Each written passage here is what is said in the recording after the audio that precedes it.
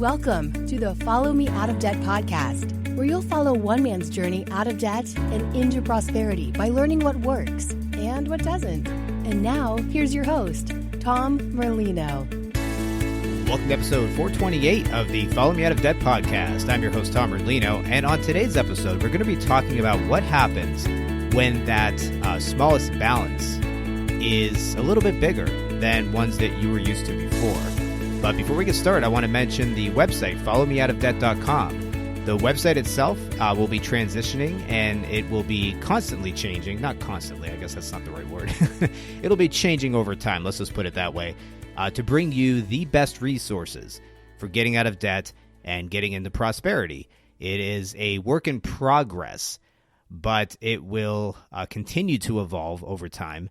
And one of the things I want to mention is that if you go to followmeoutofdebt.com, if you scroll down a bit, you'll see a button to join the group on Facebook, the debt support group on Facebook. You'll want to do this. This is a good place to go. You can ask questions in between episodes. You can talk to other folks who are like-minded that are also in the process of getting out of debt and getting into prosperity. It's just a good place to hang out sometimes, especially if you're having some difficulties and you need to talk to folks who are in the thick of it with you. So let's talk a little bit today about the smallest balance and when that smallest balance starts getting bigger. Now, what I'm referring to is there are different ways to have a strategy for paying off debt. One of those ways is to start with the smallest balance, pay that off, and then move on to the next one, pay that off, and so on and so forth until you are out of debt. That is a very popular method. The other one that's popular is paying the highest interest rate first and then moving on to the next highest interest rate, et cetera, et cetera. But for today's episode, we're focusing on the first one. When you are doing the debt payoff process where you're going smallest balance to the largest balance, that's what we're going to focus on today, and we're going to talk about that for a bit. Now, what happens with a lot of folks, I should say, is, you'll start this process and maybe you have a credit card, maybe it has $500 balance, maybe not a whole lot of money, but it's, it's a smaller balance, maybe something you bought with one of those, 18 months, same as cash deals or whatever the case might be. So it's not a real large balance, but you want to tackle that one first because it is the smallest in your debt portfolio. For lack of a better word. So you take care of that, and then your next one maybe is like 700. So you take care of that one. And now you're starting to get up into the thousands. The next one after that maybe is about 1,500.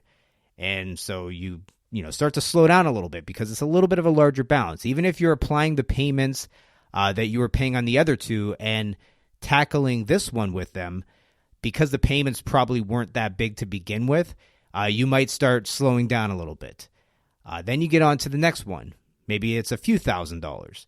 And the next one after that maybe is $5,000, $6,000.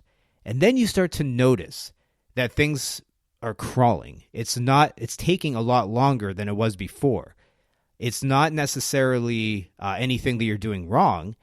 It's just the fact that you are tackling a bigger chunk of what you're trying to pay off debt-wise. And I felt that this was important to talk about because if, you start to lose momentum because you aren't getting those quick wins anymore, what you have to remember is that as the process moves forward, as you continue to pay down and pay off debt, it is going to be something that is going to get more challenging as you go along. You might even have some things that happen in the meantime where you need to tap into your emergency fund. And then you have to fill that back up again before you continue on with your debt plans. See, these are all things that we can't predict. We don't know when these things are going to happen. But even with all these variables in place, we can still keep ourselves focused. And the way to do that, the best way to do that, is to remember the goal. Remember the actual goal, why you're getting out of debt, why you no longer want to be in debt, and why you started this whole thing in the first place.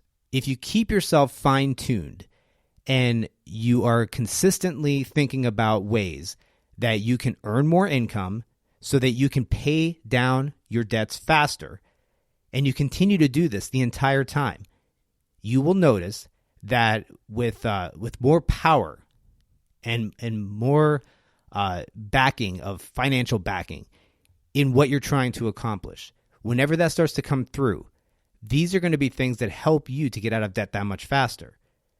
So in other words, don't relax, okay? Don't get too comfortable. Don't just look at this as making payments and then making larger payments and then moving forward from there. You want to have other strategies in place. You want to think of ways of earning more income so that with this new income that you're bringing in, you can pay off debt that much faster. You should be always focusing on those things that will help you to be able to get out of debt and get into prosperity as quickly as possible. Because the truth of the matter is, if you wait too long and you don't move forward and you start to slow down, what's going to happen eventually is you're going to run out of steam and you might fall back a little bit. You might stop paying off the debts. You might start doing other things with the money instead of paying down those debts. You're going to lose your focus, and you don't want to do that. You want to keep going no matter what it takes. And some of the best ways to do that is listening to shows like this. Keep yourself motivated. Join the Facebook group. Join the debt support group on Facebook. Find out ways that you can connect with folks who are in the same situations and doing similar things like you are.